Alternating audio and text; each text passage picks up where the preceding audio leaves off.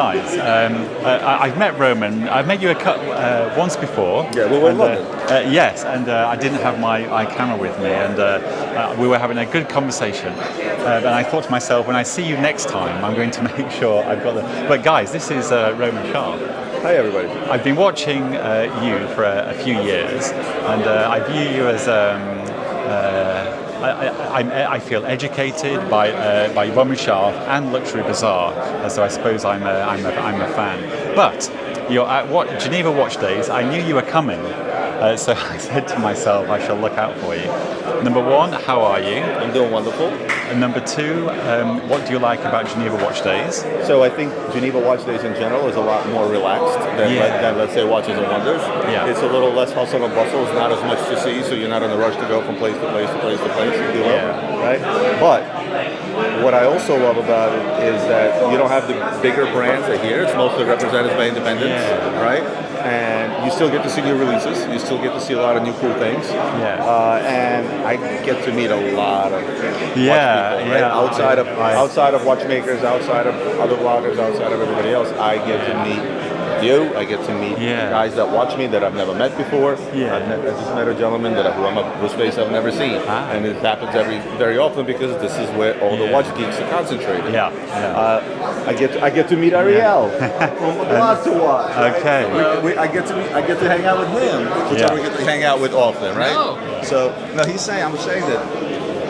Geneva Watch Days it's scaled around a lot, but it's a lot more fun. It's not more hustle and bustle like you get during Geneva Watch Days. Yeah, because we get to walk outside a little bit. Yeah, we get to actually the fresh relax, air, bring some fresh air. 4 seasons, but let's not forget we got to meet with Frank. It's important. Okay, let's go.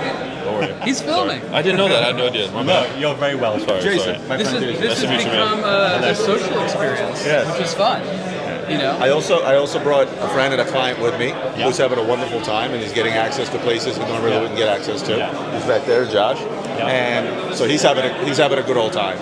But for the most part, it's the people. Obviously, it's the watches. I love watches, but it's also the people, and that's really the best thing. And Ariel and Roman, if you can hold that microphone. Sure, I got you. I don't want to. Tell me one thing. A brand that has impressed you this year. I'll let you go first. The fact that so many brands are brand new, that's what's impresses me. There's a lot of turmoil in the industry, and I think that at this, we'll call it a show, there's probably 10 to 15 completely new companies. Yes. So the amount of entrepreneurial spirit and creativity and people that want to succeed in this, I think is very impressive.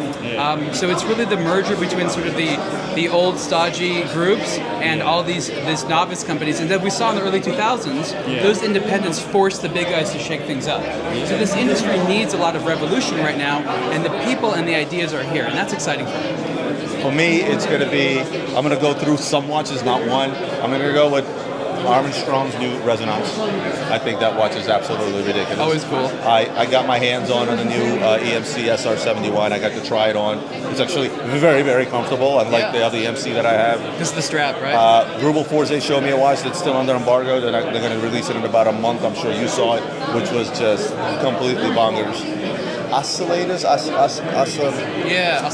Oscillion, completely handmade watch, like every wheel cut by hand, like that was, and it looks like a whole lot of anything.